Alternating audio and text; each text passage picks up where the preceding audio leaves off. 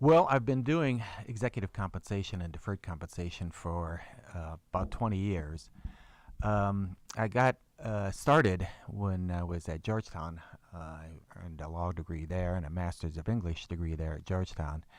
Then worked at the Treasury Department for several years, working in the qualified plan area, and realized that the qualified plan area was going to provide qualified retirement benefits for employees, but was probably not going to be sufficient for the executives of the companies. So I started doing some research on deferred compensation, and then after all the research I did, I developed a book out of the work that I did and brought the book to West Publishing and asked if they wanted to publish that book. They did, and I've written over 28 books since then. Along with the books, I also was asked to be editor-in-chief of the Journal of Pension Planning and Compliance. And I have done that for the last probably 25 years. And then along came the Journal of Deferred Compensation. Wolters Kluwer developed that and wanted to know if I'd be the editor-in-chief of that as well. And I have been doing that for about 18 years, the entire life of that journal. So I've been doing this non-qualified plan work for all these years, and as a result of the writings that I do and the work that I do as editor-in-chief and the work that I do for clients, I was asked by the United States Senate Committee on Finance to testify as an expert witness during the Enron Corporation hearings.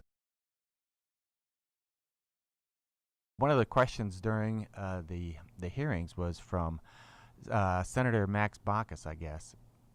And he asked, the other person testifying was the Assistant Secretary of Treasury and the Chief of Joint Tax. And the question was whether or not the Assistant Secretary of Treasury knew where a couple of states were.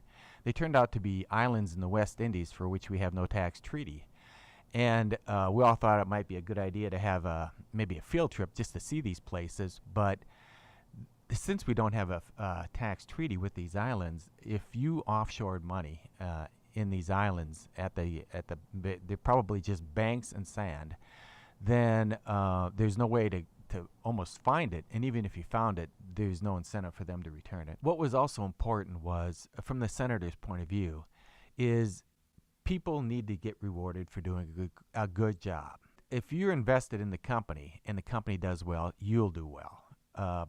Baseball players get paid if they perform well. A lot. They do. And movie actors get paid if they perform well.